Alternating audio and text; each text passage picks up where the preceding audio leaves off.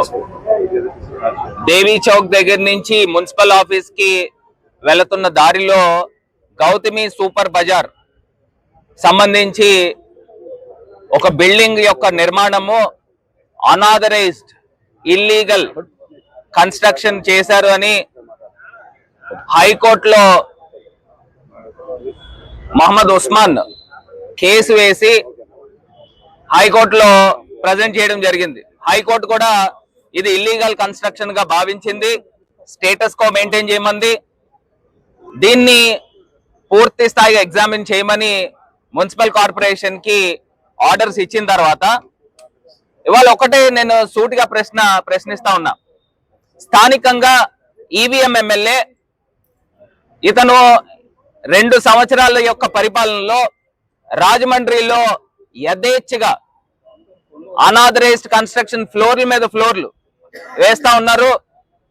ప్రతి ఫ్లోర్ కి building size బట్టి 5 లక్షలు, 10 లక్షలు, 20 లక్షలు, 50 లక్షల రూపాయలు బిల్డింగ్ కి ముడుపులు తీసుకున్న సందర్భాలు రాజమహేంద్రవరంలో ఉన్నాయి.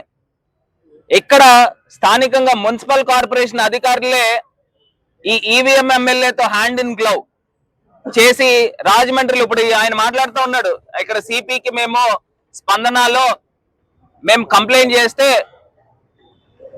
బిల్డింగ్ ఎక్స్ట్రా ఫ్లోర్ కట్టుకోవచ్చు, అదే విధంగా సెట్ బ్యాక్స్ లేకపోయినా పర్వాలేదు, బీపీఎస్ లో రెగ్యులరైజ్ చేసుకోవచ్చు అని చెప్పి ఆయన చెప్తా ఉన్నాడు. నిజంగా ఆశ్చర్యం అనిపిస్తా ఉంది. అంటే ప్రభుత్వమే ఎంకరేజ్ చేస్తా ఉంది, మీరు ఇష్టం వచ్చినట్టు అనాథరైజ్డ్ కన్స్ట్రక్షన్ చేసుకోండి, రేపు ఫైర్ యాక్సిడెంట్లు జరిగినా ఏం జరిగినా గాలికి వదిలేస్తాము. ఇక్కడ ఈ గౌతమి సూపర్ బజార్ చూసుకుంటే కనీసం ఒక 3 అడుగులు కూడా సెట్ బ్యాక్ ఎక్కడ కూడా లేదు. సుమారుగా 22% పార్కింగ్ వదలాల వాళ్ళు ఇచ్చిన ప్లాన్ ప్రకారం. స్టిల్ట్ ప్లస్ సెల్లార్ 2 వాళ్ళు తీయాల్సిన సందర్భం. ఇవాళ ఆ స్టిల్ట్ లో షాపులకు అద్దెకి ఇచ్చేశారు, గ్రౌండ్ ఫ్లోర్, ఫస్ట్ ఫ్లోర్ అన్నిటిలోని షాపులకు అద్దెకి ఇచ్చారు, పైన ఎక్స్ట్రా ఫ్లోర్, ఇంకో ఎక్స్ట్రా ఫ్లోర్ వేశారు. నేను అడుగుతా ఉన్నా, మీ కంటికి మున్సిపల్ కమిషనర్ రోజు అదే దారిలో ఆయన బంగ్లా నుంచి మున్సిపల్ ఆఫీస్కి వస్తున్నప్పుడు అంత బిల్డింగ్ రోడ్డు మీద కడతా ఉన్నారు, ఆయన కంటికి కనబడలేదా అని అడుగుతా ఉన్నా. చిన్న ఇల్లు ఉన్న వాళ్ళు ఏమన్నా షెడ్ వేసుకుంటే ఆగ మేఘాల మీద బుల్డోజర్లు వెళ్ళిపోయి అవన్నీ కోలగొట్టే కార్యక్రమం చేస్తూ ఉంటాయి.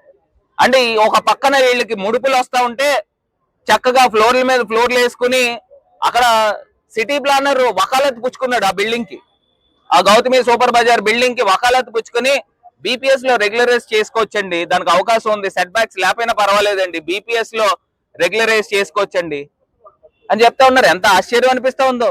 ఏంది ఇంత అన్యాయమా? అంటే మీకు మీరే ఎంకరేజ్ చేస్తున్నారు, ఫ్లోర్లు కట్టుకోండి, సెట్ బ్యాక్స్ లేకపోయినా బిల్డింగ్లు కట్టుకోండి,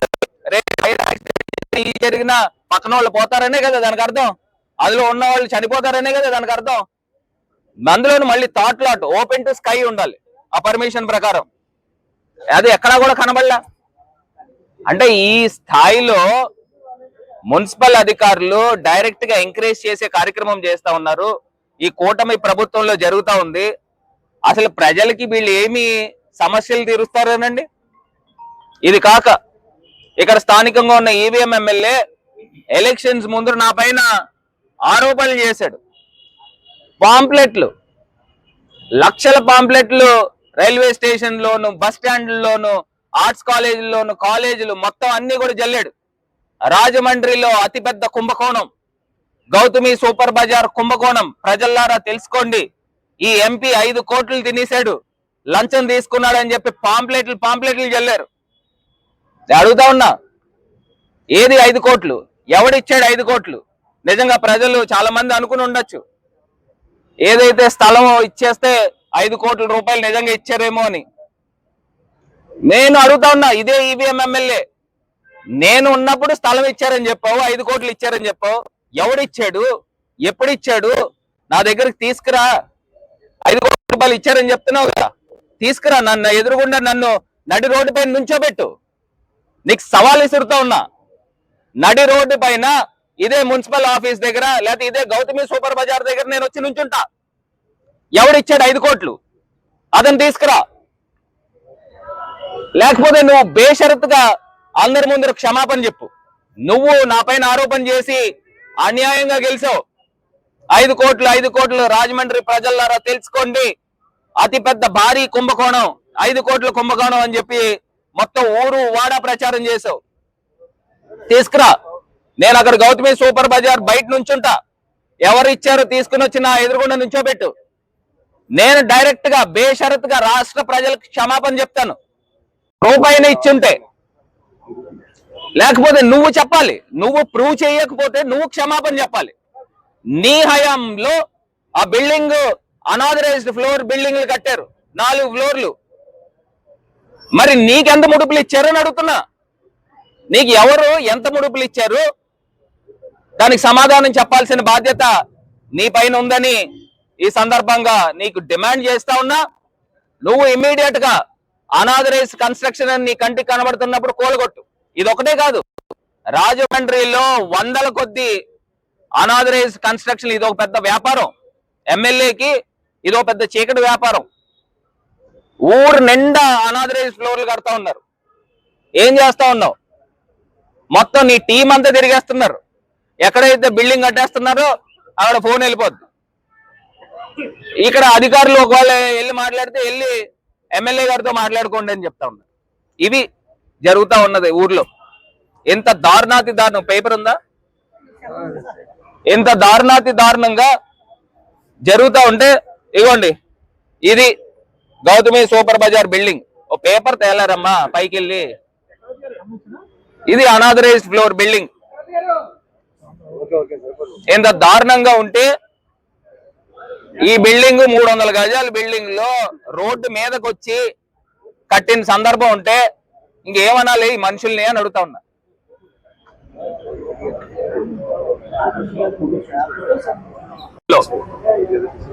దేవీ చౌక్ దగ్గర నుంచి మున్సిపల్ ఆఫీస్ కి వెళుతున్న దారిలో గౌతమి సూపర్ బజార్ సంబంధించి ఒక బిల్డింగ్ యొక్క నిర్మాణము అనాథరైజ్డ్ ఇల్లీగల్ కన్స్ట్రక్షన్ చేశారు అని హైకోర్టులో మహమ్మద్ ఉస్మాన్ కేసు వేసి హైకోర్టులో ప్రజెంట్ చేయడం జరిగింది. హైకోర్టు కూడా ఇది ఇల్లీగల్ కన్స్ట్రక్షన్ గా భావించింది, స్టేటస్ కో మెయింటైన్ చేయమంది. దీన్ని పూర్తి స్థాయిగా ఎగ్జామిన్ చేయమని మున్సిపల్ కార్పొరేషన్ కి ఆర్డర్స్ ఇచ్చిన తర్వాత ఇవాళ ఒకటే నేను సూటిగా ప్రశ్నిస్తా ఉన్నా. స్థానికంగా ఈవీఎం ఎమ్మెల్యే ఇతను 2 సంవత్సరాల యొక్క పరిపాలనలో రాజమండ్రిలో యథేచ్ఛగా అనాథరైజ్డ్ కన్స్ట్రక్షన్ ఫ్లోర్ల మీద ఫ్లోర్లు వేస్తా ఉన్నారు. ప్రతి ఫ్లోర్ కి బిల్డింగ్ సైజ్ బట్టి 5 లక్షలు, 10 లక్షలు, 20 లక్షలు, 50 లక్షల రూపాయలు బిల్డింగ్ కి ముడుపులు తీసుకున్న సందర్భాలు రాజమహేంద్రవరంలో ఉన్నాయి. ఇక్కడ స్థానికంగా మున్సిపల్ కార్పొరేషన్ అధికారులే ఈ ఈవీఎం ఎమ్మెల్యేతో హ్యాండ్ ఇన్ గ్లౌ చేసి రాజమండ్రిలో ఇప్పుడు ఆయన మాట్లాడుతూ ఉన్నాడు. ఇక్కడ సిపికి మేము స్పందనలో మేము కంప్లైంట్ చేస్తే బిల్డింగ్ ఎక్స్ట్రా ఫ్లోర్ కట్టుకోవచ్చు, అదే విధంగా సెట్ బ్యాక్స్ లేకపోయినా పర్వాలేదు, బీపీఎస్ లో రెగ్యులరైజ్ చేసుకోవచ్చు అని చెప్పి ఆయన చెప్తా ఉన్నాడు. నిజంగా ఆశ్చర్యం అనిపిస్తా ఉంది. అంటే ప్రభుత్వమే ఎంకరేజ్ చేస్తా ఉంది, మీరు ఇష్టం వచ్చినట్టు అనాథరైజ్డ్ కన్స్ట్రక్షన్ చేసుకోండి, రేపు ఫైర్ యాక్సిడెంట్లు జరిగినా ఏం జరిగినా గాలికి వదిలేస్తాము.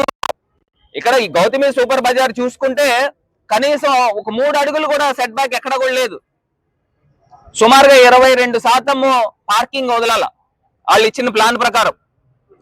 స్టిల్ట్ ప్లస్ సెల్లార్ 2 వాళ్ళు తీయాల్సిన సందర్భం.